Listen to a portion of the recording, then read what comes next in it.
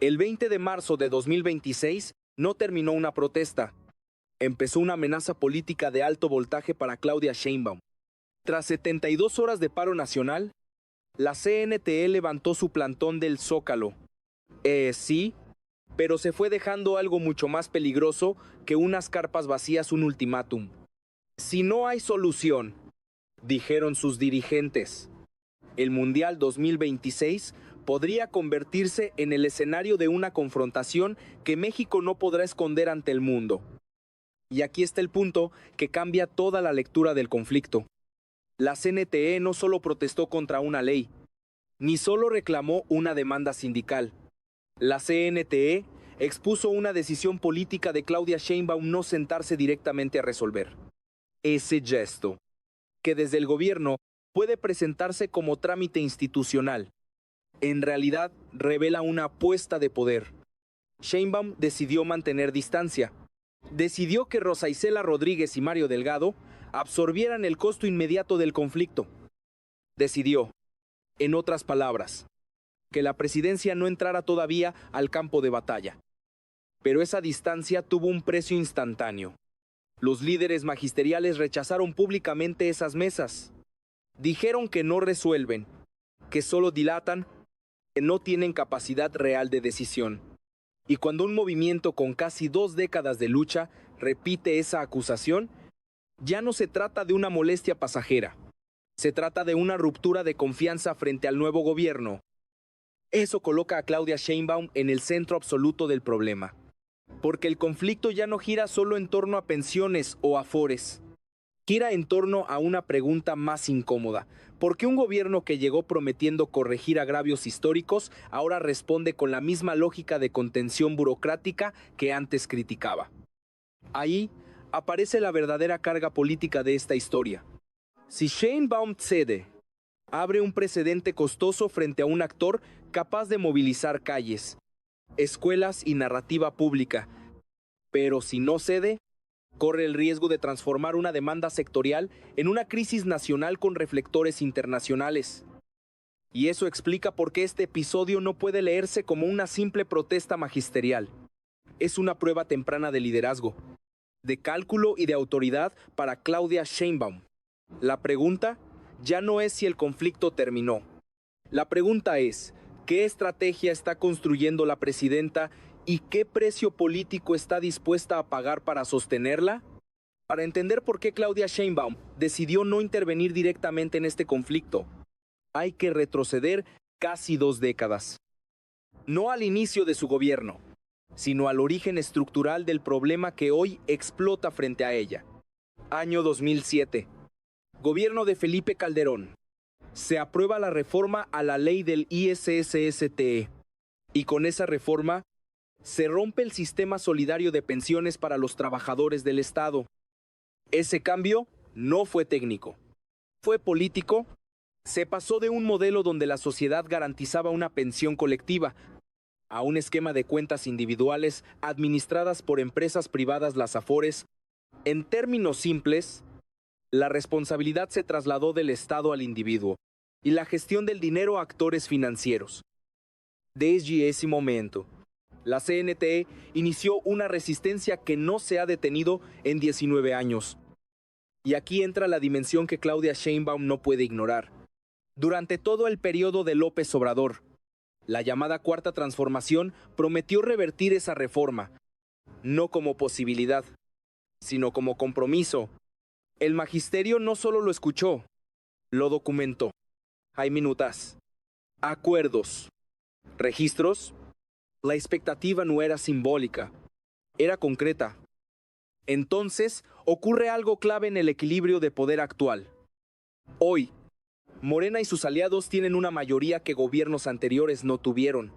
Ya no existe el argumento de falta de votos en el Congreso. Sin embargo, la narrativa cambió. Ahora la respuesta es presupuestal. No hay recursos, dijo Sheinbaum desde Palacio Nacional. Ese cambio de argumento es el punto de quiebre. Porque para el magisterio, no, se trata solo de una negativa. Se trata de una contradicción. Antes era imposibilidad política. Ahora es imposibilidad económica. Y eso alimenta la percepción de incumplimiento. Pero la presión no se queda ahí. Pedro Hernández introduce un elemento aún más delicado: el tamaño del sistema. 2 billones de pesos acumulados en las Afores, una cifra que reconfigura todo el debate. Porque ya no se discute solo si hay dinero, sino dónde está y quién lo administra. Y ahí aparece otro actor en el tablero: el sector financiero. Empresas que gestionan esos fondos, que cobran comisiones y que operan dentro de un sistema construido desde 2007.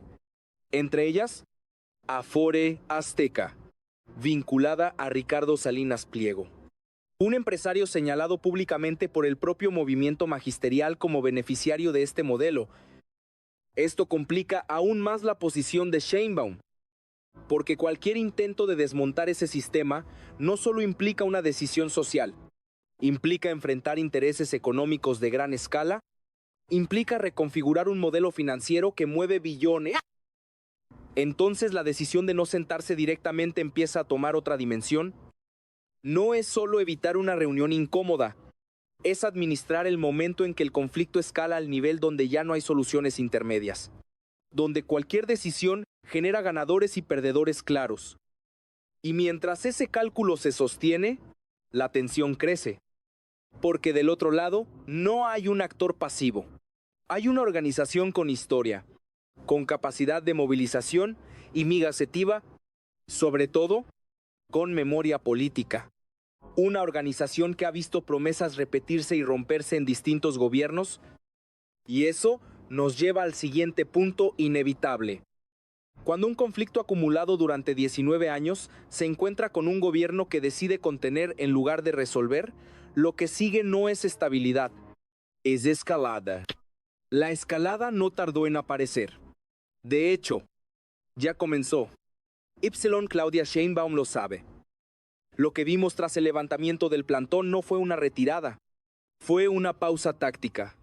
La CNTE no salió derrotada del Zócalo. Salió reposicionada. Salió con un mensaje más claro, más duro y con un objetivo más ambicioso: obligar al gobierno a mover el conflicto al nivel presidencial. Y aquí es donde el choque se vuelve inevitable, porque mientras Sheinbaum intenta contener el conflicto dentro de canales institucionales, la CNTE está haciendo exactamente lo contrario, está sacándolo al terreno político, mediático y simbólico. El ultimátum sobre el Mundial 2026 no es casualidad. Es una jugada estratégica. Piénsalo. El Mundial no es solo un evento deportivo. Es el escaparate internacional más grande que tendrá México en años. Es la oportunidad del gobierno para proyectar estabilidad, modernidad y control. Y justo ahí, la CNTE coloca la amenaza a convertir ese escenario en vitrina de protesta. Eso cambia completamente la correlación de fuerzas. Porque ahora el conflicto deja de ser interno, deja de ser sectorial. Ahora se convierte en un riesgo reputacional global para el gobierno de Claudia Sheinbaum.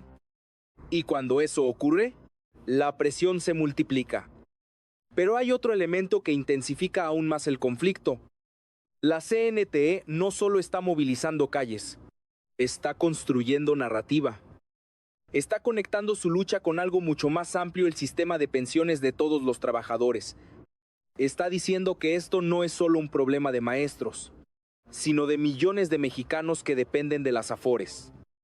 Y esa es una jugada aún más peligrosa para el gobierno, porque si esa narrativa prende, el conflicto deja de ser controlable. Deje Penchi. La pregunta ya no es ¿qué quiere la CNTE? La pregunta es: ¿qué tan seguro está tu futuro como trabajador? ¿Cuánto vas a recibir realmente cuando te retires?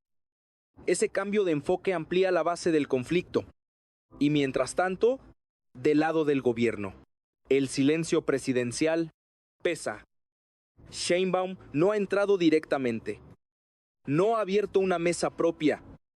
No ha dado una señal de negociación al más alto nivel. Y en política, el silencio también comunica, puede interpretarse como firmeza o como desconexión. Y ahí está el riesgo, porque cada día que pasa sin intervención directa, la CNTE gana espacio para endurecer su postura, para organizar su regreso, para escalar sus acciones. Y ya lo dijeron claramente, ¿van a regresar? No es una posibilidad, es una decisión. Entonces el conflicto entra en una nueva fase. Ya no es protesta, es confrontación estratégica. Una confrontación donde ambos lados están midiendo fuerzas, tiempos y costos. Y donde cada movimiento de Claudia Sheinbaum, incluso el de no moverse, tiene consecuencias. Porque lo que viene no será una repetición de lo que ya vimos. Será algo más grande, más visible y mucho más difícil de contener. Para entender realmente lo que está haciendo Claudia Sheinbaum, hay que dejar de mirar solo lo que dice y empezar a analizar lo que evita hacer. Porque en política, muchas veces la estrategia no está en la acción visible, sino en la decisión de contener, retrasar o escalar en el momento preciso. Y eso es exactamente lo que estamos viendo aquí. Sheinbaum no se ha sentado con la CNT, no ha abierto una mesa directa, no ha asumido públicamente el conflicto como propio. Y eso no es casualidad. Es una forma de administrar el costo político. ¿Por qué? Porque si la presidenta entra directamente a negociar, eleva automáticamente el nivel del conflicto. Lo convierte en un problema presidencial. Y en ese momento, cualquier concesión deja de ser técnica y se vuelve política. Se vuelve precedente. Y ese precedente podría ser enorme. Si Sheinbaum cede ante la CNTE, otros sectores pueden exigir lo mismo. Otros movimientos pueden interpretar que la presión funciona. Y en un gobierno con múltiples frentes abiertos, eso puede volverse incontrolable. Pero aquí está el dilema. Si no cede, el conflicto crece. Y ese crecimiento también tiene costos. Entonces lo que estamos viendo es una estrategia de equilibrio inestable. Sheinbaum intenta ganar tiempo. Delega la negociación en Gobernación y en la Secretaría de Educación. Mantiene el conflicto en un nivel intermedio, donde aún puede controlarse sin comprometer su capital político directamente. El problema es que la CNTE ya identificó esa estrategia y la está rompiendo. Al rechazar las mesas, está diciendo no vamos a jugar en ese nivel, no vamos a negociar con intermediarios. Queremos una decisión, no una conversación. Y eso obliga a Sheinbaum a enfrentar una disyuntiva más profunda. Porque el fondo del conflicto no es solo presupuestal, es estructural. Estamos hablando de un sistema de pensiones basado en cuentas individuales, con miles de millones administrados por actores privados. Un sistema que no solo afecta a maestros, sino a millones de trabajadores. Modificar eso implica tocar intereses económicos de gran escala. Implica cuestionar el modelo construido desde 2007. Implica, en términos reales, reconfigurar una parte del sistema financiero mexicano. Y eso no es una decisión menor. Entonces, la negativa de Sheinbaum empieza a tener otra lectura. No es simplemente que no quiera resolver, es que resolver implica abrir un frente mucho más grande del que el gobierno está dispuesto a enfrentar en este momento. Pero aquí aparece el riesgo estratégico. Mientras más se retrasa la decisión, más se fortalece el adversario. Porque la CNTE no está estática. Está acumulando presión. Está conectando su causa con la narrativa nacional. Está preparando el siguiente movimiento. Y ese movimiento ya tiene fecha simbólica, el Mundial 2026. Ahí es donde la estrategia de contención puede colapsar. Porque cuando el conflicto se cruza con un evento global, ya no hay espacio para medias decisiones. O se resuelve o se expone. Y en ese punto, Claudia Sheinbaum ya no podrá mantenerse al margen. Tendrá que decidir. Y esa decisión no solo definirá este conflicto, definirá el tipo de liderazgo que ejercerá frente a las crisis más complejas de su gobierno. Las consecuencias de esta confrontación ya no son hipotéticas, ya están en movimiento. Y cada día que pasa sin una intervención directa de Claudia Sheinbaum, el costo político comienza a redistribuirse en múltiples niveles. El primero es el más visible: la educación. Millones de estudiantes en estados como Oaxaca, Chiapas, Guerrero y Michoacán dependen casi exclusivamente de la escuela pública. Cuando la CNTE se moviliza, las clases se detienen. Y cuando las clases se detienen, el impacto no recae en el gobierno, sino en las familias. Ese es el punto crítico. Porque mientras el conflicto se mantiene en el terreno político, el costo social lo absorben los ciudadanos. Padres que trabajan, niños que pierden continuidad educativa, comunidades enteras que quedan atrapadas en una disputa que no controlan, y eso empieza a generar una segunda consecuencia: desgaste, no solo para la CNTE, sino también para el gobierno. Porque si el conflicto se prolonga, la percepción pública puede cambiar. Lo que hoy es una demanda legítima puede convertirse, en ciertos sectores, en una molestia cotidiana. Y lo que hoy es una postura firme del gobierno puede interpretarse como incapacidad de resolver. Ahí aparece el terreno más delicado: la opinión pública. Claudia Sheinbaum necesita mantener equilibrio. No puede parecer débil frente a la presión, pero tampoco puede parecer indiferente frente al impacto social. Y ese equilibrio es cada vez más difícil. Pero hay una tercera consecuencia, o mucho más profunda. El debate sobre las pensiones ya salió del ámbito técnico. Ahora está en la conversación pública. La CNTE logró instalar una pregunta que va más allá del magisterio. ¿Realmente funciona el sistema de Afores para garantizar una vejez digna? Y esa pregunta tiene un efecto expansivo, porque millones de trabajadores formales en México están en ese sistema. Personas que nunca han protestado, personas que no están organizadas, pero que, al escuchar estas cifras, comienzan a cuestionar su propio futuro. Ese es el punto donde el conflicto cambia de escala. Deja de ser un problema sindical. Se convierte en una inquietud nacional. Y ahí, el margen de maniobra del gobierno se reduce. Porque ya no se trata solo de negociar con la CNTE. Se trata de responder a una duda estructural del modelo económico. Y justo cuando esa presión interna crece, aparece el factor externo. El Mundial 2026, un evento que el gobierno ha preparado como vitrina internacional: inversión, infraestructura, narrativa y estabilidad. Todo construido para mostrar una imagen de país funcional. Pero ahora, esa vitrina está en riesgo de convertirse en un amplificador del conflicto. Si la CNTE cumple su advertencia, las protestas podrían coincidir con la tensión global. Cámaras, prensa internacional, opinión pública mundial. Y en ese escenario, el costo político se multiplica. Ya no es un problema interno, es una imagen país. Entonces el cálculo de Claudia Sheinbaum se vuelve más complejo. Resolver implica asumir costos económicos y políticos inmediatos. No resolver implica enfrentar una crisis amplificada en el peor momento posible. Y esa tensión nos lleva directamente al desenlace inevitable.